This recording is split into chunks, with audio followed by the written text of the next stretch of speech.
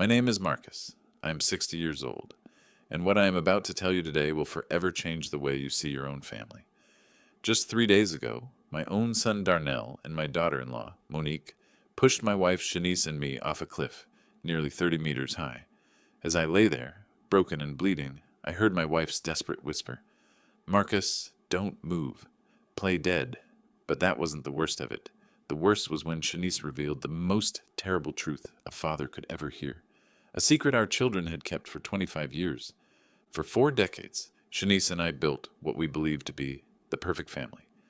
We woke up every morning in our little house in a residential neighborhood, where the aroma of fresh coffee mingled with the singing of birds. Shanice worked as a teacher at the local elementary school and came home every afternoon with stories about her young students. I had my carpentry workshop, where I created the most beautiful furniture you could imagine. My rough but delicate hands transformed a simple piece of wood into a work of art. We had 2 sons, Tyrone, our firstborn, and Darnell, 5 years younger. Tyrone was the life of the house, always laughing, always helping me in the workshop, always protecting his mother from any worries. Darnell was different, more reserved, but I loved him just as much. As a father, you never have favorites, or so I thought. On Sundays after church, the whole family would gather around our oak table that I had carved with my own hands. Tyrone would tell us about his plans to study engineering, while Darnell remained silent, just picking at the food on his plate. Life was simple, but beautiful. In the afternoons, Shanice and I would walk along the path that surrounded our neighborhood, talking about our dreams, how we would watch our grandchildren grow up, how we would grow old together in that same house. I never imagined that those walks were training for what almost killed us. On weekends, Shanice would organize family gatherings where her sisters, Latoya and Denise, would come with their husbands and children. The house was filled with laughter, children running everywhere, women sharing recipes in the kitchen while the men fixed things in the yard. Shanice was my perfect partner. After 40 years of marriage, she still brought me wildflowers she picked on her way to work. She helped me hold pieces of wood while I cut them in my workshop, and I helped her grade her students' exams. We were a team, an unbreakable unit, or so I thought. At night, we would sit on the porch and look at the stars, planning our future. We talked about traveling when we retired, seeing the ocean for the first time, building a smaller house once our children had their own families. But perfect happiness, as I would discover years later, often hides the deepest tragedies. When Tyrone turned 20, something changed in our family. He started arguing with Darnell about things he didn't understand. I would hear them whispering in the hallway, and they would stop when I appeared. Shanice told me it was just a brother thing and that it would pass. I wanted to believe her because I needed to believe that my family was still perfect. One night in October, exactly 25 years ago, Tyrone didn't come home for dinner. We waited until 11, then midnight, then 1 a.m. Darnell was in his room, supposedly studying, but I noticed something strange in his eyes every time I asked him about his brother. Shanice went out to look for him with the neighbors. They searched every corner of the neighborhood, every path, every place Tyrone used to go.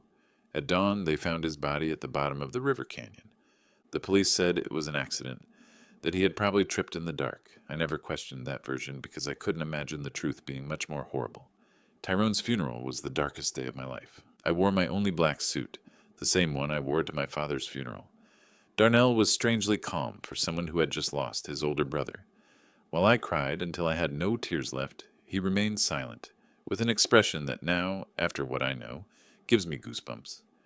Shanice didn't leave my side all day, holding me when my legs gave way, whispering words of comfort that I now know tasted bitter in her mouth. After Tyrone's death, Darnell changed completely. He became more attentive, more affectionate, as if trying to make up for something. He helped me with the housework, accompanied his mother to school, and brought me things when he saw me looking sad. I thought it was his way of dealing with grief, of filling the void Tyrone had left. How naive I was. What he was really doing was building a perfect mask to hide the monster inside him. The years passed and the wound never fully healed, but we learned to live with it. Darnell married Monique, a sweet girl from the neighboring town, and they seemed happy. They had 2 beautiful children, and I finally felt that life was giving us a second chance at happiness. Monique called me Dad and helped me with the work in the workshop when they visited us. Darnell had inherited my talent for carpentry and had his own business. Everything seemed perfect again, but now, lying at the bottom of this canyon with broken ribs and the metallic taste of blood in my mouth, I understand that all that happiness was a carefully constructed lie. The first signs that something was wrong began 6 months ago when Shanice and I decided to update our will. We had saved our whole lives, and between the house, the land I inherited from my parents, and our bank savings, we had almost $200,000 to leave to our children and grandchildren. It was Darnell who suggested visiting the lawyer. "Dad, Mom, you're 60 years old. It's important to have everything in order," he told us with that smile that now seems sinister to me. Monique nodded beside him, stroking my hand with those fingers that would later push me to my death. "We love you so much and want to make sure you're protected," she added in her sweet voice. How foolish I was to interpret those words as genuine love. The lawyer, an older man named Clarence, whom we had known for years, explained our options. We could put everything in a trust, divide the inheritance among Darnell's children, or simply make a traditional will. Darnell insisted on naming him and Monique as sole heirs, arguing that they would take care of the equitable distribution to the grandchildren. Besides, he said, they'll be spoiled when they grow up. It's better that we have access to the resources to take good care of them. Something in his tone bothered me, but Shanice seemed convinced. My wife, always more trusting than I, accepted the proposal without much resistance. I had my doubts, especially because I remembered how Tyrone always talked about helping us financially when we got older. My eldest son had plans, dreams of taking care of us when the time came, but Tyrone was gone, and Darnell was our only living child. We signed the papers on a Tuesday afternoon. I remember that Monique was wearing a pretty green dress and gave me a big hug after the ceremony. "Now we are officially a family united forever," she whispered in my ear. Her words gave me a chill then, although I didn't understand why. Darnell shook my hand with a smile that didn't reach his eyes. That night, as I prepared dinner, I couldn't shake the feeling that I had made a terrible mistake. The following weeks were strange. Darnell and Monique began to visit us more often, but their visits had a different feel to them. They no longer came just to spend time with the family. They always brought suggestions on how to improve the house, what investments to make, or what life insurance policies to take out. "Dad, you should think about selling this big house and moving to a smaller place," Monique would say as she examined our furniture with calculating eyes. "We could help you find a comfortable apartment in town." But I loved our house. Every corner held a memory. Every room told a story of our 40 years of marriage. The kitchen where Shanice had prepared thousands of meals for our family. The workshop where I created my masterpieces. The backyard where our children and grandchildren had played. I couldn't imagine my life anywhere else. When I told him this, I saw a flash of irritation in Darnell's eyes that chilled me to the bone. "Dad, you're being unreasonable," he replied in a tone he had never used with me before. "This house is too big for two people your age. If you fall down the stairs or something happens, we won't be able to help you in time." Monique nodded vigorously, adding, "Plus, the maintenance must cost a fortune. It would be much smarter to sell now that the real estate market is high and move to something more suitable for your age." Shanice began to consider their arguments. My wife, always practical, began to talk about the logic behind their suggestions, but I couldn't shake the feeling that there was something else behind all that pressure. One night, after another of those tense conversations, I asked Shanice if she didn't find it strange that Darnell was suddenly so interested in our financial affairs. "Marcus just cares about us," she replied as she brushed her teeth. "Maybe we should consider his ideas." We're not as young as we used to be, but I saw something in my wife's eyes, a shadow of doubt that I didn't want to acknowledge. Now I know that Shanice already had her suspicions, that she had begun to connect the dots that I didn't even know existed. Things escalated when Darnell suggested that we give him power of attorney over our finances. "It's just a precaution," he explained, as Monique made tea in our kitchen as if she owned the place. "If one of you gets sick or has a health problem, we'll be able to handle your affairs without legal complications." The way he said it, so natural, so logical, almost convinced me, but there was something about his insistence that made me nervous. I couldn't sleep that night. I lay awake staring at the ceiling, listening to Shanice's breathing beside me, trying to understand why I felt so uneasy. The next day, I decided to call my sister-in-law, Latoya, to ask her advice. Latoya had always been sharper than me, more suspicious of people's intentions. When I told her about Darnell's pressure, she was silent for a long time. "Marcus," she finally said, "don't you think it's strange that Darnell is so eager to control your money? I mean, he has his own business. He's doing well financially. Why would he need so much control over your finances?" Her words hit me like a slap in the face. She was right. Darnell had never seemed to have financial problems. He never asked us for loans, never showed any signs of needing our financial help. That afternoon, when Darnell came over for another of his talks about our future, I decided to confront him directly. "Son," I said as we sat in the living room, "why is it so important to you to have control over our financial affairs? Your mother and I are still in full possession of our faculties." His reaction was immediate and revealing.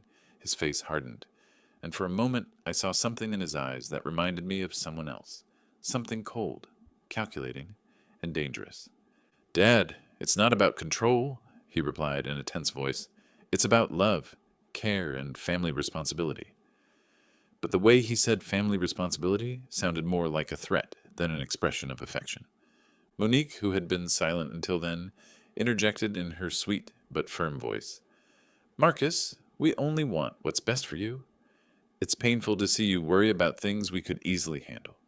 That night, after they left, Shanice and I had our first serious argument in years. She thought I was paranoid, looking for problems where there weren't any.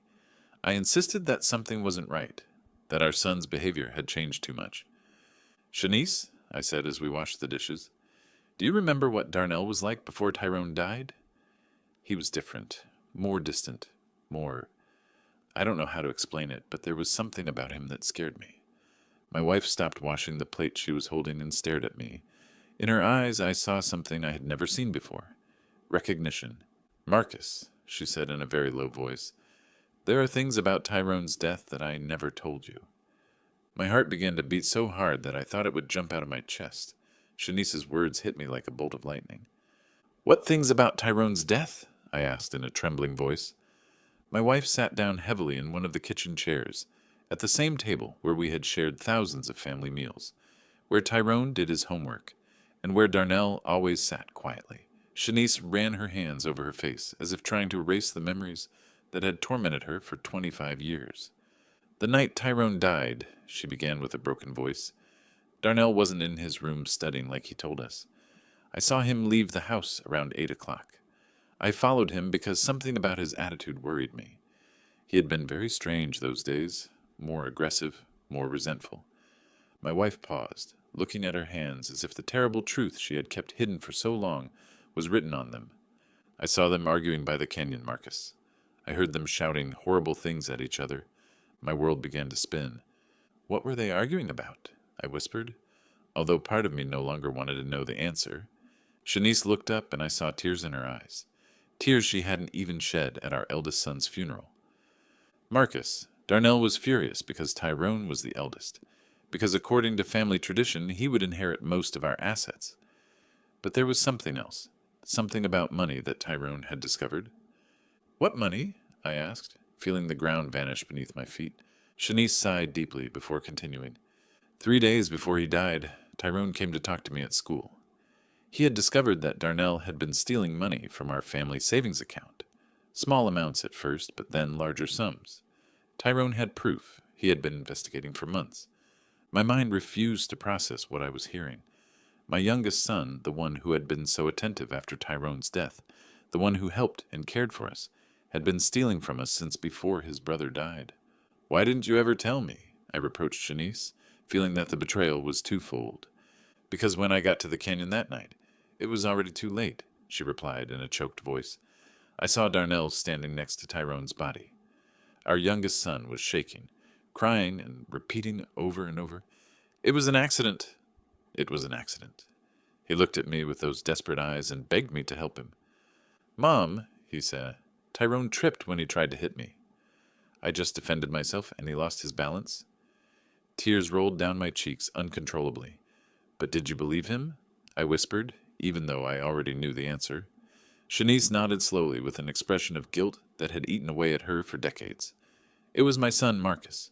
My youngest son was asking me for help, and Tyrone was already dead. I couldn't bring one back to life by destroying the other.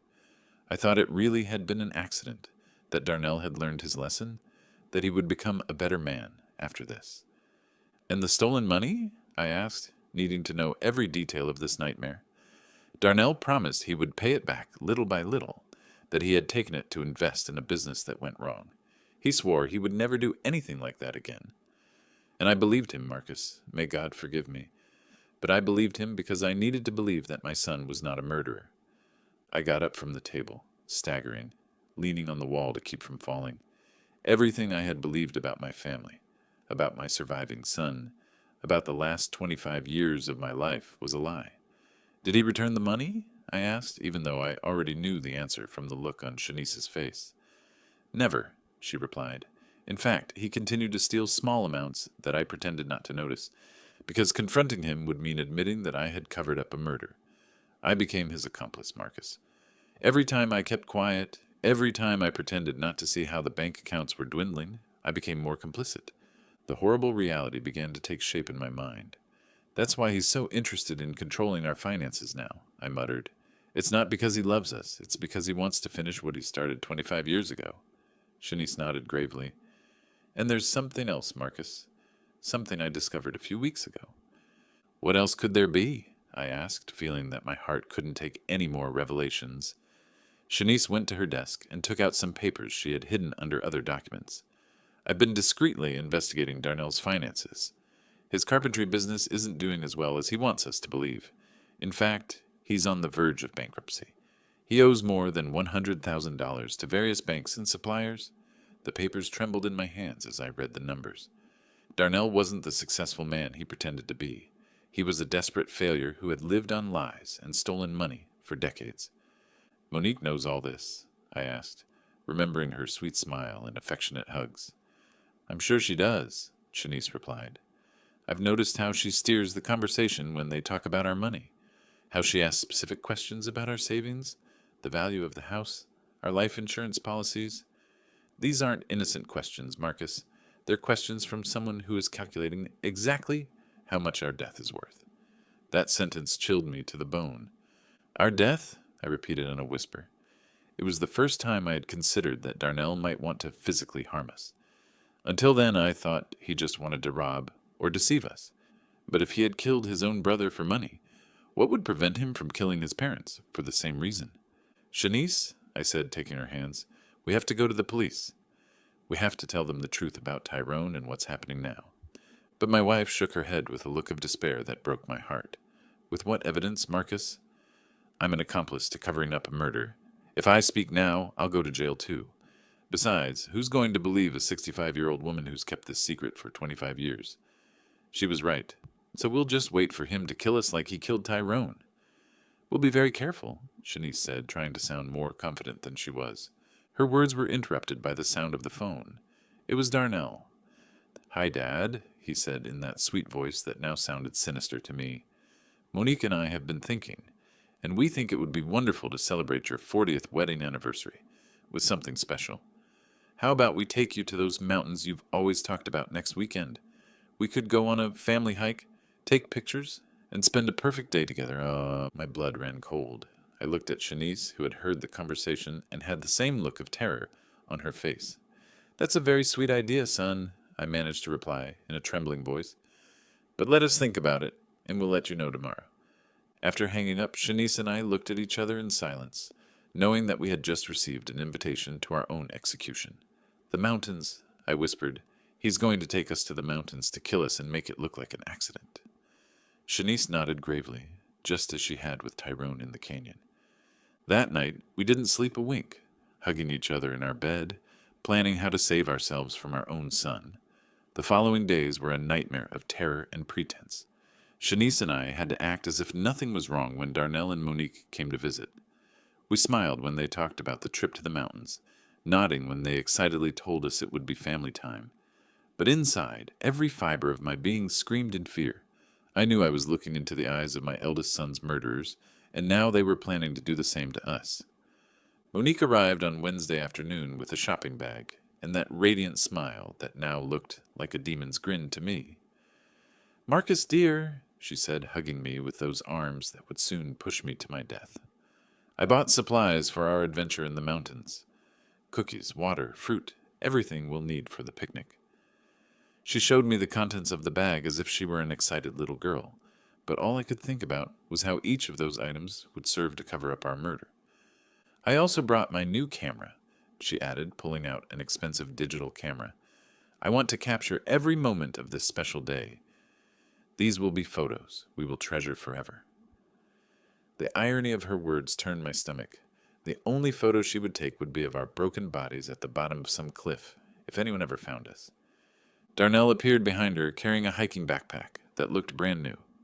"Mom," he said to Shanice with feigned enthusiasm, "I bought all the equipment we need for a safe hike. Ropes, harnesses, flashlights, a first aid kit." Every word that came out of his mouth sounded like a cruel joke. Safety equipment to plan our murders. The perversity of the situation made me dizzy. "Isn't it a little dangerous for people our age?" I asked, trying to sound casual while looking for any excuse to cancel the trip. Monique caressed my cheek with that fake tenderness that turned my stomach. "That's why we chose a very easy and safe trail," she assured me. "It's a hike that even children can do. Besides, Darnell and I will be there to take care of you the whole time." Yes, they would be there to take care of us until the exact moment they decided to push us off a cliff. That night, when they finally left, Shanice and I sat in the living room, shivering not only from the cold, but from the absolute terror we had been holding back for hours. "We can't go," I said, taking her hands. "We just can't." "We'll make up an excuse. If we don't go," Shanice replied in a grave voice, "they'll find another way to kill us. Maybe something that looks even more accidental, like a house fire or a robbery gone wrong. At least in the mountains we know what they'll try to do." Her words made terrible sense, but they didn't comfort me at all. "So what do you suggest?" I asked, desperate to find some solution that would save our lives. Shanice thought for a few minutes before answering. "We'll go, but we'll be prepared. I'll hide my phone and record everything that happens. If we manage to survive, we'll have evidence. And if not," her voice broke, "at least someone will know the truth. On Friday night, we barely touched our dinner. We knew it could be our last meal together in our house, in that kitchen where we had shared so many happy moments when we were a real family." Shanice reviewed her will once more, making sure that if anything happened to us, at least Darnell wouldn't get everything without any record of our suspicions. "I wrote a letter," she confessed, taking a sealed envelope from her desk. "It's addressed to my sister Latoya. In it, I explain everything we know about Tyrone's death and what we believe Darnell plans to do to us. I hid it in the place where we keep our important documents. If we don't come back from this trip, at least she'll know where to look for the truth." That night we lay in each other's arms, whispering words of love that could be our last. "If anything happens to me," Shanice said, "I want you to know that these 40 years with you have been the best of my life. Despite everything, despite the mistakes and secrets, I love you more than my own life." I cried silently, memorizing the rhythm of her breathing, the warmth of her body, the smell of her skin. Saturday dawned with a clear sky that seemed to mock our situation. Darnell arrived early, whistling a cheerful tune that made my blood run cold. "Good morning, lovebirds," he shouted from the door. "Ready for your big adventure?" Monique appeared behind him, radiant like a bride on her wedding day, only this was a wedding with death. During breakfast, which we could barely eat, Darnell explained the route in detail. "It's a beautiful trail," he said, spreading a map on the table. "It leads to a viewpoint where you can see the whole valley. They say the views are spectacular." His eyes sparkled with an enthusiasm that seemed demonic. Of course, the views would be spectacular. They would be the last ones we would see in our lives. "The trail has some steep parts," Monique added, as if giving useful tourist information, "but nothing that experienced hikers like you can't handle." Her comment about our supposed hiking skills sounded like a cruel joke. We were two 60-year-olds who barely took walks in the park from time to time. As we loaded the car, I saw Darnell meticulously checking his backpack, making sure he had everything he needed for his plan. I saw ropes, a small shovel, and something that looked like a flare gun. "What's that for?" I asked, pointing to the gun. "For safety," he replied without flinching. "If we get lost or something goes wrong, we can send a distress signal." Of course, they would send a distress signal after pushing us off the cliff so that our bodies would be found, and it would be confirmed that it was a tragic accident during a family hike. Everything was calculated. Every detail had been planned so that our murders would look perfectly natural. The car ride to the mountains took 2 hours that felt like an eternity. Monique played cheerful music and sang along to the songs, as if we were really going on a fun family outing.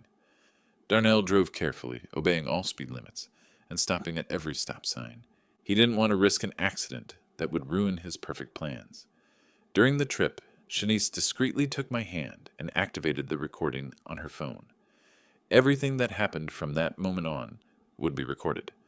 If we managed to survive, we would have proof. If not, at least the truth would not die with us. When we finally reached the trailhead, my heart was beating so hard that I thought it would jump out of my chest. The place was beautiful, with tall trees and the sound of a nearby river. But for me, it had become the scene of my own execution. Darnell and Monique took their backpacks out of the car, smiling and joking as if it were the happiest day of their lives. "Ready for adventure?" Darnell asked, and for the first time in 25 years, I saw in his eyes the same cold gleam he had had the night he killed his brother. The trail started out relatively easy, winding through leafy trees and moss-covered rocks. Monique walked ahead, constantly taking pictures and commenting on the beauty of the landscape. "Look at those wildflowers," she exclaimed, pointing to bushes full of yellow flowers. "And that beautiful bird." Her performance was perfect, that of a loving daughter-in-law enjoying a special day with her in-laws. Darnell walked behind us, supposedly to make sure we didn't fall behind, but I could feel his eyes on my back like daggers. Every time I turned to look at him, he smiled with that smirk he had perfected over 25 years of lies. "How are you doing, Mom and Dad?" he would ask with feigned concern. "Do you need to stop and rest?" After an hour of walking, we began to climb a steeper part of the trail. My legs already felt heavy, and Shanice was breathing heavily. We weren't used to this kind of exertion, and our murderous children knew it well. They had chosen a route that would exhaust us physically, leaving us vulnerable when the time came to execute their plan. "We're almost at the lookout point," Monique announced. Although according to the map I had seen at home, we still had at least another hour to go. Her lie confirmed that they had no intention of reaching the actual viewpoint. The place where they planned to kill us must be much closer. During the walk, I tried to memorize every detail of the trail, every tree, every rock that could serve as a reference if I managed to survive, and needed to explain to the police exactly where everything had happened. Shanice was doing the same, and from time to time we exchanged glances, filled with terror and determination. We knew we were walking to our deaths, but we also knew it was our only chance to obtain evidence against our killers. "Oh, look at that!" Monique suddenly shouted, pointing to a rock formation rising to our right. "That cliff has an incredible view. Why don't we climb up there to take some special photos?" My blood ran cold. That was the place they had chosen for our murder. The cliff rose about 30 meters above the main trail, accessible by a side path that looked much more dangerous than the one we had followed. The rocks were loose. There were fewer trees to grab onto in case of a stumble, and from the top you could see a precipice that dropped into a deep canyon filled with sharp rocks. "I don't know if that's a good idea," I said, trying to sound casual. "That path seems pretty dangerous for people our age." But Darnell had already started walking toward the detour, carrying his backpack full of safety equipment that he knew he wouldn't use to save us. "Come on, Dad," he said in that voice he used as a child when he wanted to convince me of something. "It'll only take a few minutes. Besides, Monique's right. The photos from up there are going to be spectacular." The way he said spectacular made me shiver. They would be spectacular for anyone who saw them later as evidence of our accident. Shanice squeezed my hand discreetly, reminding me that her phone was recording everything. We had to keep going. We had to see it through to the end to get the evidence we needed. If we refused now, they would simply find another opportunity, another place, another excuse to kill us. The climb up the cliff was exhausting. Loose rocks slipped under our feet, and more than once I was on the verge of falling. But the most terrifying thing was realizing how perfect this place was for a murder. If someone accidentally stumbled and fell from the top, there would be no way to survive. And most importantly, there would be no witnesses. "Almost there!" Monique shouted from above, where she had arrived with the agility of someone who had carefully planned the route. Darnell followed her and then helped Shanice and me complete the last few meters of the climb. His hands on my arms felt like the claws of a vulture. The viewpoint was truly spectacular. From there you could see the entire valley, the mountains in the distance, and the river winding through the trees. Under any other circumstances, it would have been a beautiful moment to share with family, but knowing what I knew, the place seemed like the perfect setting for a nightmare. "Come here for the photos," Monique shouted, positioning herself near the edge of the cliff. "I want the valley in the background." Shanice and I approached slowly. Each step brought us closer to our final destination. I could see Darnell strategically positioning himself behind us, calculating angles, measuring distances. "Perfect!" Monique exclaimed, raising her camera. "Now hug each other and smile." Shanice and I hugged probably for the last time, as she took photo after photo.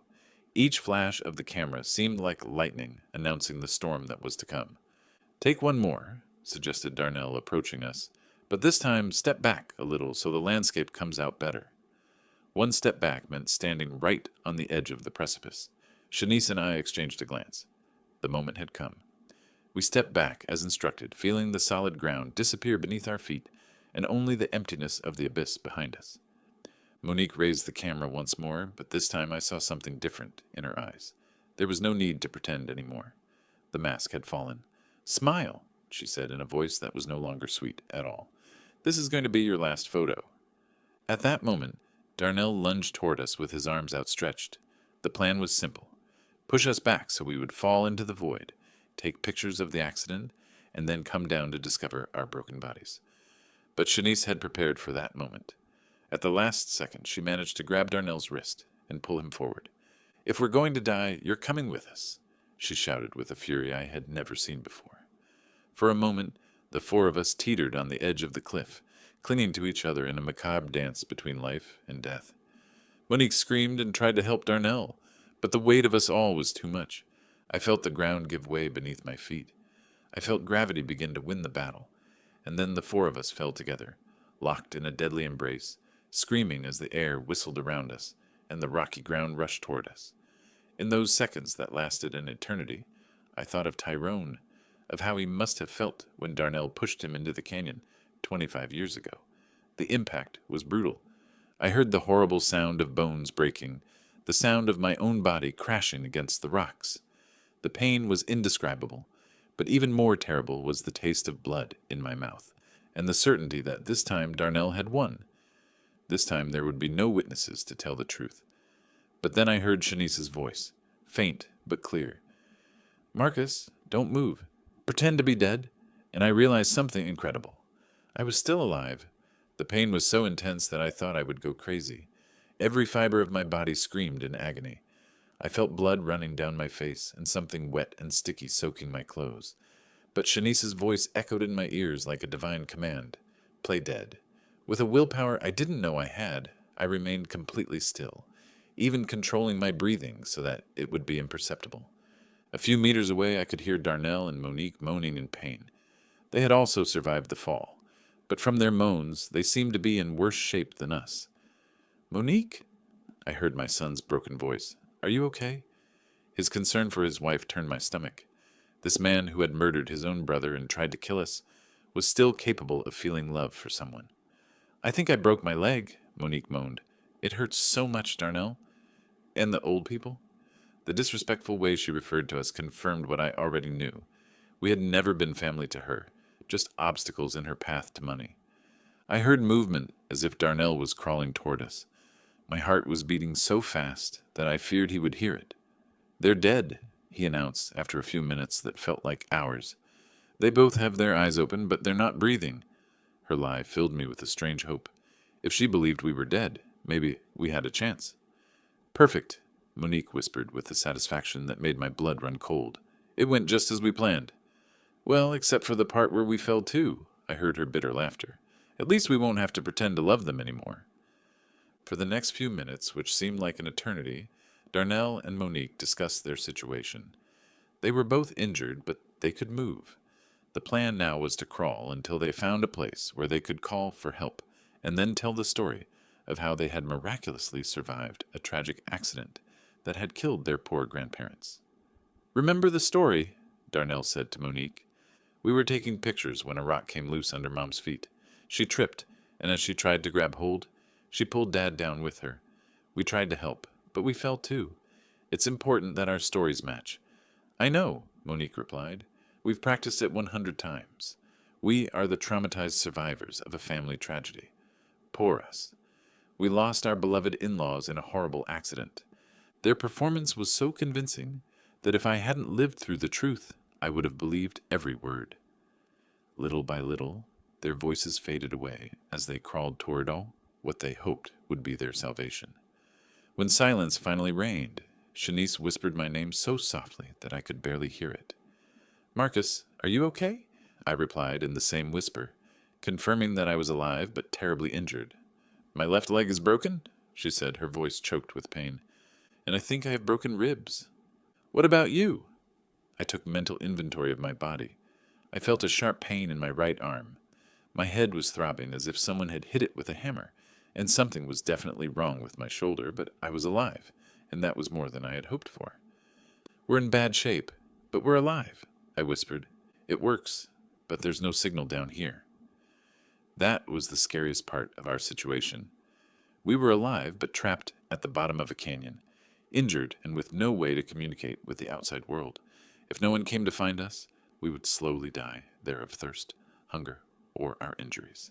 Shanice, I whispered, before it's too late, I need you to tell me everything that really happened the night Tyrone died. My wife sighed deeply, as if she had been waiting for this moment for 25 years. That night, she began in a trembling voice, Tyrone came to pick me up at school. He was furious. He had papers in his hands, bank statements.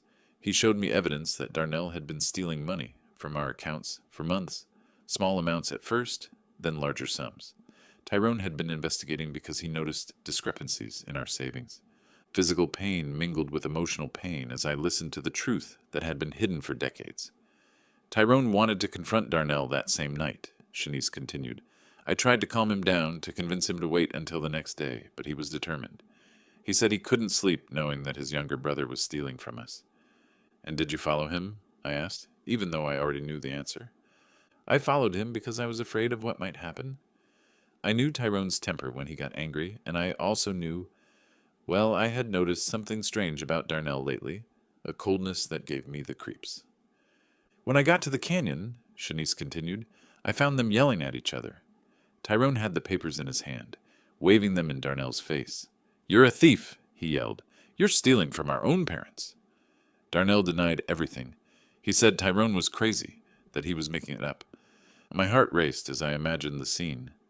My two sons facing each other in the dark, one accusing the other of betrayal. What happened next? Elena paused for a long time before continuing. Tyrone told him that if he didn't return the money and confess everything to us, he would tell us the truth himself. Darnell went crazy. He shouted that Tyrone had always been the favorite, that he had always had it easy, that it was time for things to change. And then Shanice's voice broke. Darnell pushed Tyrone. It wasn't an accident. He pushed him with all his strength, deliberately. I saw Tyrone trying to keep his balance, his arms flailing desperately, looking for something to hold on to. But it was too late. Tears rolled down my cheeks, mixing with the blood from my wounds. Why didn't you ever tell me the truth? I reproached Shanice, my voice coming from the bottom of my heart. Yes, she whispered, but he was my son, Marcus, my only surviving son. How could I turn him into the police? How could I destroy what was left of our family? His justification hurt as much as my physical wounds. And the stolen money, I continued.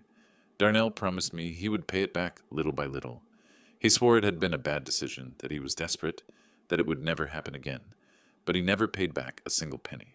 In fact, he continued stealing, and I kept quiet, because every day that passed made me more complicit in his crime. Just then we heard voices in the distance. Darnell and Monique had managed to find help. Soon rescue teams would arrive, and our murderous children would play the role of their lives, the traumatized survivors of a family tragedy. The voices grew closer and closer, accompanied by the sound of helicopters flying overhead. The rescue team had arrived, and with them came the most crucial moment of our lives. Shanice and I had to decide in a matter of minutes. Continue pretending to be dead until we found the perfect opportunity to reveal the truth or risk being rescued along with our murderers. Marcus, Shanice whispered urgently. The phone recorded everything that happened up there. We have Monique's confession about the plan. We have Darnell admitting that we are obstacles. We have everything, but if they find us alive now, they can destroy the evidence before we can hand it over to the authorities. She was right. If Darnell and Monique realized we had survived and heard their confessions, they would find a way to silence us forever. This time, it wouldn't be an accident. It would be something much more direct and definitive. We had to wait for the perfect moment. They're down here, Darnell's voice shouted from above. My parents, please hurry. His performance was perfect, his voice broken with grief and despair. If I hadn't known the truth, I would have believed he was a son devastated by the loss of his parents. Sir, stay calm, replied an authoritative voice that must have been the rescue team leader. We're coming down to assess you. You and your wife can move. I heard the sound of ropes and equipment being prepared for the descent. Monique had perfected her role as the grieving widow. I can't believe this has happened, she sobbed. We were taking such happy photos. It all happened so fast. A rock came loose and they fell. Every word was a stab in my heart because I knew she would repeat the same words to the police, the media, anyone who wanted to hear her version. The rescuers began to descend. I could hear their voices approaching, the sound of their boots against the rock, the clinking of their equipment. Shanice squeezed my hand discreetly, reminding me that we had to keep up the act no matter what. Here they are, one of the rescuers shouted when he found us. We have 2 people at the bottom of the canyon. He approached us and began to examine us. I kept my eyes closed and my breathing so shallow it was almost imperceptible. I felt his hand searching for a pulse on my neck, his ear close to my mouth, trying to detect breath. This one still has a weak pulse, he announced, referring to Shanice. I'm not sure about the man. I need the medical team down here immediately. My heart raced. The plan was working. They would believe that Shanice was on the verge of death, but alive, while I would be close enough to death to not be an immediate threat. For the next few minutes, which felt like hours, the paramedics worked on us. I felt them put an oxygen mask on me, check my wounds, and secure me to a stretcher. The whole time, I had to fight every instinct in my body that was screaming at me to open my eyes, call for help, stop pretending. The woman is stable, but critical, I heard one of the paramedics report over the radio. The man is in very serious condition. His pulse is almost imperceptible. We need to transport them to the hospital immediately. Perfect. They would take us to the hospital where we would have the opportunity to talk to the authorities, without Darnell and Monique being able to silence us.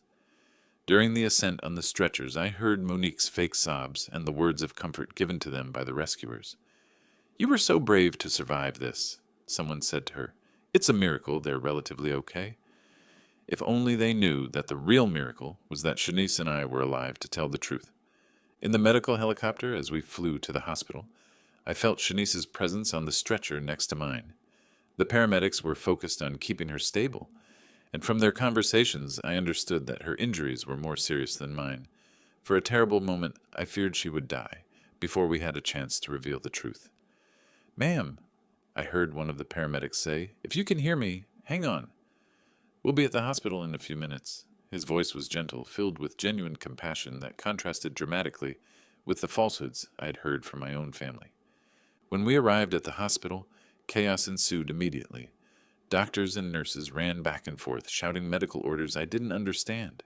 They took me straight to an emergency room, where they began working on my injuries. I had to continue pretending to be unconscious, but I also had to find a way to communicate with someone I trusted. Doctor, I heard a nurse say, his vital signs are strange. His pulse is stronger than we would expect for someone in his supposed condition. My heart skipped a beat. They had discovered me. I was such a bad actor that my own body was betraying me. Murmured the doctor. It happens sometimes in cases of extreme trauma. The body has mysterious ways of clinging to life. We're going to keep him under close observation. Sir, well, the next few hours will be crucial. Monique made a sound that was supposed to be a cry of pain, but to me it sounded like a sigh of relief. Can we see them? Darnell asked. Just for a few minutes. We need to say goodbye, just in case, the doctor agreed. Soon I heard footsteps approaching my bed. It It was the most dangerous moment of all. I had to convince my murderous son that I was really dying. I felt Darnell's presence next to my bed. His hand touched mine, and it was all I could do not to pull it away immediately. "Dad," he whispered, "if you can hear me, I want you to know that I love you." "I'm so sorry this happened." His words were poisoned. "Honey," sweet on the surface but deadly at their core. Monique approached from the other side. "Dear Marcus," she murmured, "you have been like a father to me. We will never forget you." The only reason they would not forget me was because they would have to live with the knowledge that they had murdered me.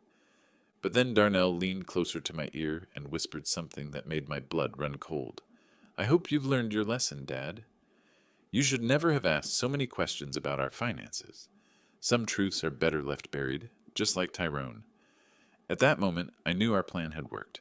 Darnell had just confessed, and although I had no way to record it, there was a nurse in the room who had heard every word.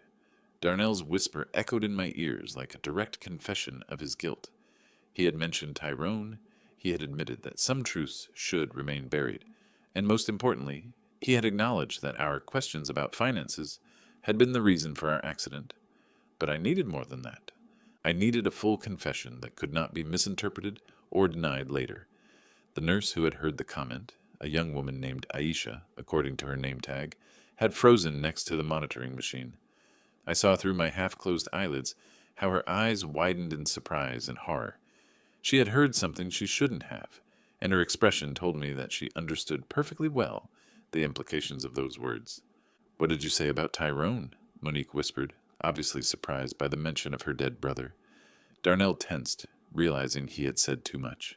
"Nothing," he muttered. "I just meant, well, Dad always wondered what really happened that night. I guess it doesn't matter anymore, but it did matter." And Monique was smart enough to realize her husband had made a mistake. "Darnell," she said tensely, "let's go."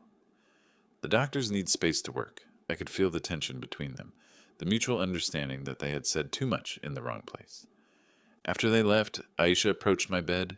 "Sir," she whispered so softly I could barely hear her, "I know you can hear me. What I just heard isn't normal. If you're in danger, you need to tell me somehow." Her voice had an urgency that filled me with hope. Someone else had begun to suspect. Very slowly, almost imperceptibly, I moved my index finger. It was the smallest movement possible, but Aisha noticed it immediately. "My God," she whispered, "you're pretending to be unconscious." I moved my finger again, this time twice. "Yes," I heard her say, leaning even closer. "I'm going to pretend to check your monitors. If you're in danger from those people who were just here, move your finger 3 times." Without hesitation, I moved my finger 3 times. Aisha gasped. "They did this to you." 3 more movements. The nurse moved away from my bed and pretended to check my IV while she processed what she had just discovered. I could see in her expression that she was struggling with the decision of what to do. Finally, she came back over. "I'm going to talk to the doctor in charge," she whispered, "but I need you to keep pretending until we can protect you. Understand?" I moved my finger once. The next few minutes were agonizing. Aisha left the room, and I was left alone, waiting and praying that she would believe my story and take the right action. Finally, I heard footsteps approaching. It was Aisha, accompanied by an older man who must have been the head doctor, and surprisingly, 2 police officers. "Sir," the doctor said quietly, "Nurse Aisha told me about your situation. If you can hear us, you need to know that you are safe now. The officers are here to protect you." A wave of relief, so intense, almost broke my act. "Can you open your eyes?" one of the officers asked. Slowly, very slowly, I opened my eyes. The hospital light blinded me for a moment, but little by little I managed to focus on the worried faces around me. "Thank God," Aisha murmured. "I thought I was going crazy." "Sir," said the police officer, a middle-aged man with a serious expression, "I'm Detective Johnson. We understand that you may be in a very dangerous situation. Can you tell us what really happened on that mountain?" My voice came out as a hoarse whisper after hours of pretending to be unconscious. My son and his wife pushed us." The next few hours were a whirlwind of statements, recordings, and revelations. I told Detective Johnson everything I knew. Tyrone's death, Darnell's thefts, the pressure to change our will, and finally, the plan to murder us on the mountain. But the most important thing was the recording on Shanice's phone. Does your wife have recorded evidence? Asked the detective, his eyes shining. Yes, I replied. It's all on her phone, the confessions, the plans, everything. The detective immediately went to the room where Shanice was being treated. Shanice had regained consciousness an hour after me, and when the detective explained the situation to her, she handed over her phone without hesitation. Here's everything, she said in a weak but firm voice. 25 years of lies and the truth about what happened today. While police technicians analyzed the recording, Darnell and Monique remained in the waiting room, playing their roles as devastated family members in front of other hospital visitors. They had no idea that their carefully constructed act was about to end forever. The recording is clear, the detective announced after an hour. We have explicit confessions about Tyrone's murder, admissions about the theft of money, and direct evidence of premeditated attempted murder against you two. It's more than enough to arrest them.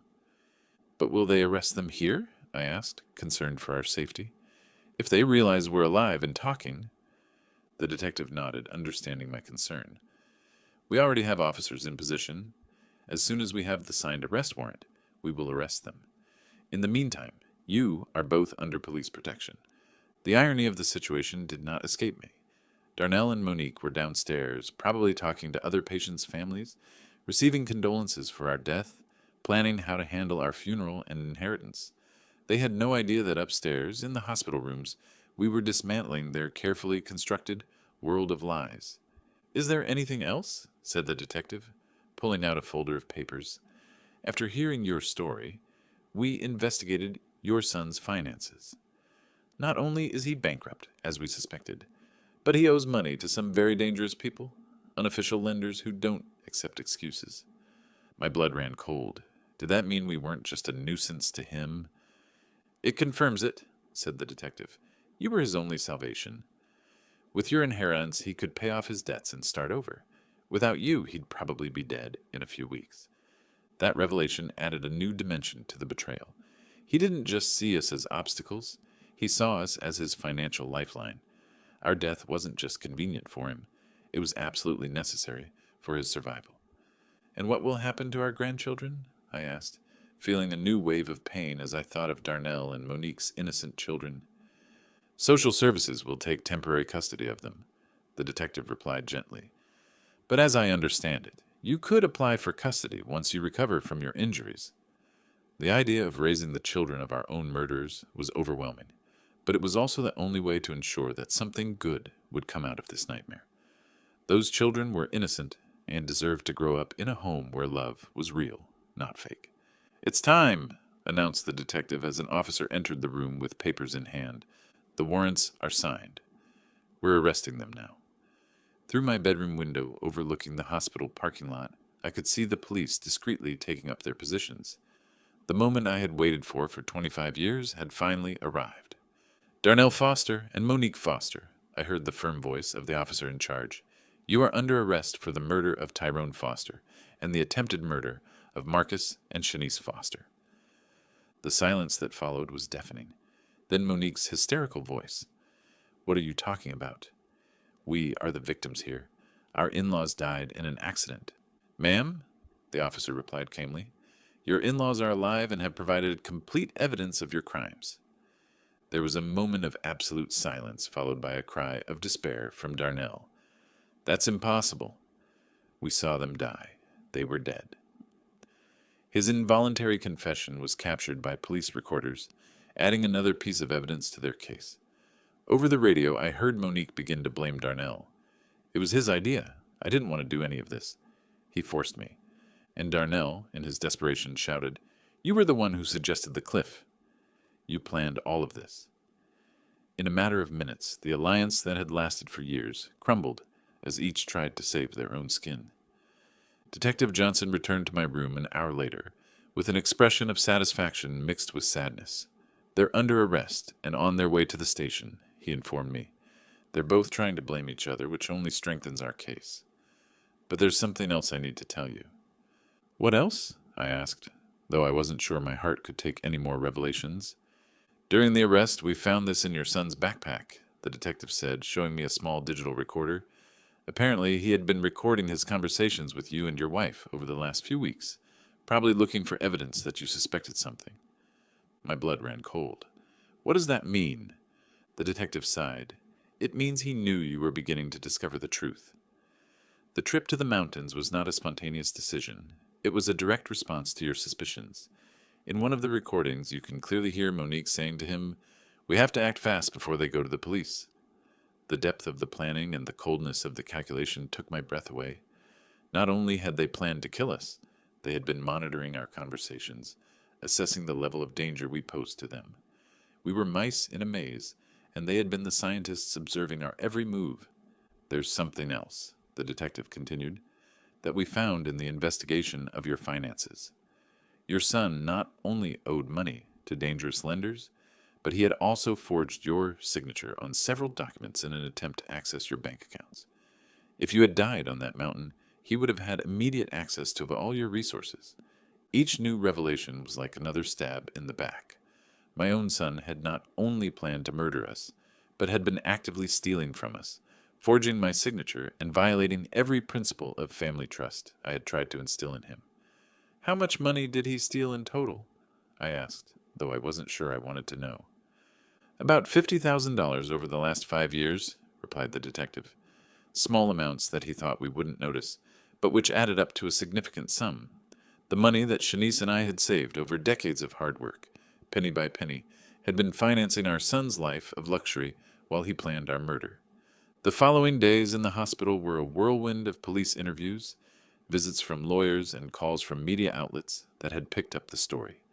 The local press had headlined the case as the most horrific family betrayal of the decade, and reporters from across the country wanted to hear our side of the story. My sister-in-law, Latoya, arrived from the neighboring town crying and hugging me as if she hadn't seen me in decades. "Marcus," she repeated over and over. I always knew there was something strange about Darnell after Tyrone's death, but I never imagined he was capable of this. His words comforted me because they confirmed that my parental instincts had not been completely blind. "And the children?" I asked about my grandchildren, who were now in the temporary custody of social services. "I saw them yesterday," Latoya replied sadly. "They are confused, asking why their parents can't come home. They are too young to understand what really happened. The lawyer we had hired, the same Clarence who prepared our will, came to see us with news about the legal process. The case is solid," he assured us. "With the recordings, the confessions during the arrest, and all the financial evidence, it's almost impossible for them to escape significant convictions." But then he added something that chilled me to the bone.